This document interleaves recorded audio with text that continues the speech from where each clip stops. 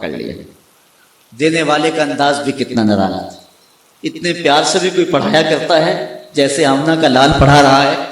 کہا فَأَخَذَ بِيَدِي، میرا ہاتھ پکڑ لیا حضور نے. فَأَدَّى خَمْسًا، اور 5 چیزیں گنوائیں. اب سنیے حضور علیہ السلام نے وہ 5 چیزیں کیا گنوائیں. پہلی بات، اتق المحارم تکن عبد الناس. ابو ہریرہ، اللہ کی حرام کردہ چیزوں سے بچ جاؤ، لوگوں میں سب سے زیادہ عبادت گزار پھر تم ہی ہوگے. اللہ اکبر. نیک اعمال کرنا، اچھے اعمال کرنا بہت اچھی بات ہے، لیکن گناہ سے بچنا اس سے زیادہ اچھی بات ہے. نیکی بہت محمود ہے لیکن گناہ سے بچنا اس سے بھی زیادہ محمود ہے. اس لیے کہا اللہ کی حرام کردہ چیزوں سے بچ جاؤ، تم لوگوں میں سب سے زیادہ عبادت گزار بن جاؤ. ساری رات نفل پڑھنے والا اور دن کو نظر کی حفاظت نہ کرنے والا زیادہ عبادت گزار نہیں ہے. ساری رات سونے والا اور صبح اٹھ کے آنکھوں پہ حیا کے پہرے بٹھانے والا زیادہ عبادت گزار، زیادہ متقی. تو کہا اللہ کی حرام کردہ چیزوں سے بچ جاؤ، تم لوگوں میں سب سے زیادہ پرہیزگار بن جاؤ گے، سب سے زیادہ تم عابد بن جاؤ گے. دوسری چیز، وَأَرْضَ بِمَا قَسَمَ اللَّهُ لَكَ تَكُنْ أَغْنَى النَّاسِ. ابو ہریرہ، اللہ کی تقسیم پہ راضی ہو جاؤ، تم لوگوں میں سب سے بڑے غنی ہو جاؤ. اگر اللہ کی تقسیم پہ بندہ راضی نہ ہو تو کیا کرے گا؟ ملے گا تو وہی جو اللہ نے لکھا ہوا. کھرب پتی ہونے کے باوجود بھی نفس کی کمین کی ختم نہیں ہوگی اگر اللہ کی تقسیم پہ راضی نہیں ہو. لیکن اگر اللہ کی تقسیم پہ راضی ہو گیا، تھوڑا ملا، کہا اللہ تعالیٰ شکر، تھوڑے پہ بھی راضی ہو گیا، غنی. اور یہاں ایک اور حدیث آپ کے سامنے رکھنا چاہوں گا اس عنوان سے. اس حدیث کے ضمن میں حضور علیہ السلام نے ارشاد فرمایا، من رضی من اللہ بالیسیر من الرزق رضی اللہ منہ بالقلیل من العمل. حضرت مولا کائنات سیدنا علی المرتضیٰ رضی اللہ تعالی عنہ سے مروی ہے، جو اللہ کی طرف سے دیے گئے تھوڑے رزق پہ راضی ہو گیا، اللہ کل قیامت کے دن اس کے تھوڑے عملوں پہ راضی ہو جائے. تھوڑے رزق پہ راضی ہونے والے پہ تھوڑے عملوں پہ اللہ راضی ہو جائے گا. تو میری طرف سے دیے گئے تھوڑے رزق پر بھی راضی ہو گیا، اللہ اکبر، بندے میں تیرے تھوڑے عمل پہ راضی ہوں، جا تجھے جنت عطا فرماؤں. تو کہا اللہ کی تقسیم پہ راضی ہو جاؤ تو تم لوگوں میں سب سے بڑے غنی بن جاؤ. اگر تقسیم پہ راضی نہیں ہوں گے، رات دن شام سویرے کام کاج سب کچھ، محتاجی ختم نہیں ہوگی. لیکن اس کی تقسیم پہ راضی ہو جاؤ، لوگوں میں سب سے بڑی غنی ہو. اور اس کے ضمن میں ایک اور حدیث میں آپ کے سامنے رکھتا ہوں، یہ بھی مروی حضرت ابو ہریرہ رضی اللہ تعالی عنہ. امام ابن ماجہ نے اس کو اپنی سند کے ساتھ اس کی تخریج کی ہے. حضرت ابو ہریرہ فرماتے ہیں رضی اللہ تعالی عنہ، ان اللہ یقول ابن آدم تفرغ لعبادتی املا صدرک غنى واسد فقرک والا تفعل ملات یدک شغلا ولم اسد فقرک. اے بنی آدم، اپنے دل کو میرے لیے فارغ کر دے، میری عبادت کے لیے اپنے آپ کو فارغ کر دے تو میں تیرے سینے کو غنا سے بھر دوں گا اور تیرے فقر کو ختم کر دوں گا. یہ میرا تیرے سے وعدہ رہا. تو میرے لیے عبادت کے لیے منفرد ہو جا، الگ ہو جا، اپنے آپ کو فارغ کر لے، فارغ البال کر لے میری عبادت کے لیے اپنے آپ کو. پھر تیرا فقر، تیری محتاجی بھی دور کروں گا اور تیرے دل کو غنا سے بھر دوں گا. وَإِلَّا تَفْعَلْ، اور اگر تو ایسا نہیں کرے گا، ملا تو یادا کا شغل، تو میں تیرے ہاتھوں کو کام سے بھر دوں. ولا اسد فقرک، لیکن تیری محتاجی بھی ختم نہیں ہوگی. صبح کام، شام کام، دوپہر کام، رات کام، کام ہی کام، لیکن محتاجی ختم نہیں ہوگی.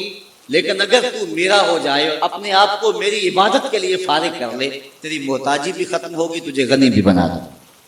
تو فرمایا ہے ابو ہریرہ، اللہ کی تقسیم پہ راضی ہو جا، لوگوں میں سب سے زیادہ غنی تو ہو. تیسری بات، وَأَحْسِنْ إِلَىٰ جَارِكَ تَكُنْ مُؤْمِنًا، ہمسائے کے ساتھ اچھا سلوک کرنا تو مومن بن جائے گا. ایمان کا نور تجھے نصیب ہوگا اور ایمان کی حلاوت اور حرارت ملے گی اگر تو ہمسائے کے ساتھ اچھا سلوک. حضور فرمایا، ہمسائے کے بارے میں اتنے احکام نازل ہوئے کہ مجھے گمان ہوا کہیں وراثت میں حقدار نہ ٹھہرا دیا جائے. تو کہا ہمسائے کے ساتھ اچھا سلوک کرنا تو کامل مومن بن جائے. تیسری بات یہ ارشاد فرمائی، اور پھر چوتھی بات حضور نے حضرت ابو ہریرہ کو کیا ارشاد فرمائی، وَأَحِبَّ لِلنَّاسِ مَا تُحِبُّ لِنَفْسِكَ تو کن مسلم، ابو ہریرہ جو اپنے لیے پسند کرتا ہے وہ دوسرے مومن بھائی کے لیے پسند کیا گیا، پھر تو مسلمان بن جائے گا، کامل مسلمان بن جائے گا اگر یہ چیز تیرے اندر شامل ہو جائے۔ جو اپنے لیے پسند کرے وہی اپنے مومن بھائی کے لیے پسند کرے، تو اسلام کا کمال تجھ کو نصیب ہو جائے۔ اور آخری بات جو حضور نے ارشاد فرمائی وہ یہ تھی، فَلَا تُكْثِرِ الضِّحْكَ فَإِنَّ كَثْرَةَ الضِّحْكِ تُمِيتُ الْقَلْبَ، اے ابو ہریرہ زیادہ ہنسا نہ کر، زیادہ ہنسنا دل کو مردہ کر دے گا۔ حضور علیہ السلام تبسم فرمانے والے تھے، دہک حضور سے کبھی کبھی صادر ہوا، اکثر حضور کے چہرے پہ تبسم رہتا تھا، مسکراہٹ پھیلی رہتی، اور کبھی کبھی حضور علیہ السلام دہک فرماتے تھے تو کثرت کے ساتھ دہک دل کی موت کا سبب ہے، بلکہ فرمایا لو تعلمون ما اعلم لضحکتم قلیلا ولبکیتم کثیرا، جو میں جانتا ہوں اگر تم جان لیتے تمہارے چہروں پہ کبھی بھی مسکراہٹ نہ آتی، تم کبھی بھی نہ ہنستے، جو میں جانتا ہوں اگر تم جانتے۔ تو کہا ابو ہریرہ کثرت سے ہنسا نہ کرو، اس لیے کہ کثرت سے ہنسنا قلب کو، دل کو مردہ بنا دیتا ہے۔ حضرت عمر بن میمون رضی اللہ تعالی عنہ سے روایت ہے، قال قال رسول اللہ صلی اللہ علیہ وسلم لرجل وهو یائز، کہتے ہیں حضور ایک بندے کو واعظ کر رہے تھے، اور واعظ کرتے ہوئے حضور نے اس کو کچھ چیزیں ارشاد فرمائیں۔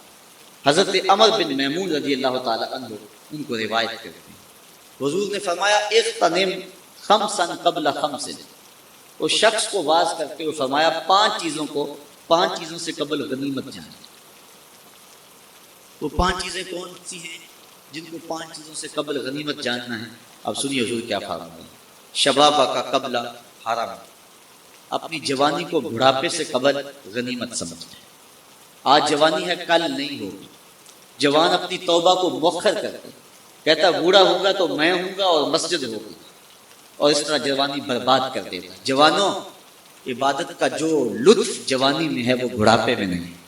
سحری کے وقت اندھیرے میں کھڑا ہو کر کے مصلی پہ آنسو بہانے کا جو مزہ جوانی میں ہے وہ بڑھاپے میں نصیب نہیں ہوگا۔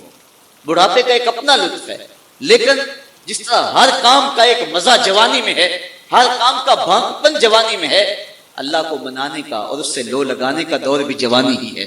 اور حضور نے فرمایا وَشَابٌ نَشَأَ فِي عِبَادَةِ اللَّهِ، وہ جوان جس کی جوانی اللہ کی عبادت میں گزری، کل قیامت کے دن جب کوئی سایہ نہیں ہوگا، اللہ اس جوان کو اپنے عرش کا ٹھنڈا سایہ نصیب فرمائے۔ یہ کتنا بڑا اعزاز ہے جو جوان کو دیا جائے۔ تو فرمایا شبابہ کا قبل حرام، اپنی جوانی کو بڑھاپے سے قبل غنیمت سمجھ۔ آج کا ٹھیک، آج ساری رات بھی قیام کرنا چاہے تو تھکن تیرے قریب نہیں آئے گا، لیکن بڑھاپے کے اندر تو چند قدم چل کے ہانپنے لگے گا، پھر کس طرح تو ساری رات قیام کر سکے۔ اس لیے جوانی کے حسین لمحوں کو غنیمت جان۔ جوانی مستی کا نام نہیں ہے، چوکوں اور موڑوں پہ کھڑا ہونے کا نام نہیں ہے، دہلیز محمد کی غلامی کا نام، حضور کی چوکھٹ کی نوکری کا نام جوانی۔ اقبال کہتا ہے شباب اپنے لہو کی آگ میں جلنے کا نام۔ آؤ جوانی کے مقصد کو سمجھے، اس وقت امت کو جوانوں کی ضرورت ہے۔ آج پوری امت جس حالت میں ہے، اس وقت امت کو جوان فکر لوگوں کی ضرورت ہے، اور جوان خون کی ضرورت ہے جو اسلام کے کام آئے۔ لیکن ہماری جوانیاں کہاں گزر رہی ہیں؟ آؤ اپنی جوانیوں کو دہلیز مصطفیٰ پہ لے آئیں اور حضور کی خدمت میں عرض کریں آقا ساری جوانی آپ کے قدموں پہ بار دیں، اور جوانی کی مقصدیت کو سمجھیں۔ تو فرمایا شبابہ کا قبل حرم، اپنی جوانی کو بڑھاپے سے قبل غنیمت جان۔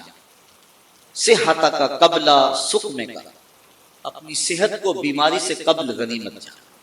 آج صحت ہے کل نہیں ہوگی، نہ جانے کب بیماری کا اچانک حملہ ہو جائے پھر ہاتھ ملتا رہ جائے۔ آج صحت کے ان حسین لمحوں کو غنیمت جانتے ہوئے اپنے رب کی عبادت کر، دین کے لیے کوئی کام کر جائے۔ وغنا کا قبل فقر کا، اور تیسری بات فرمائی غنا کے دور کو، خوشحالی مالداری کے دور کو، غربت اور فقر و فاقہ کے دور آنے سے قبل غنیمت جان۔ آج تیرے پاس دولت ہے، دولت نے کبھی کسی کے ساتھ وفا نہیں، ہو سکتا ہے کل تو کنگال ہو جائے۔ جو کروڑوں میں کھیلتے تھے وہ کوڑیوں کو ترس، اس لیے آج تیرے پاس دولت ہے، آج اس سے فائدہ جو حاصل کر سکتا ہے کر، اللہ کی راہ میں جتنا لٹا سکتا ہے اس کو لٹا دے۔ وغنا کا قبل فقر کا، جب فقر آئے گا پھر ملے گا، میرے پاس ہوتے تو میں یوں کرتا، جب تھے اس وقت کیوں نہیں۔ چوتھی چیز فرمایا وہ فراغ کا قبل شغل، فراغت کے دور کو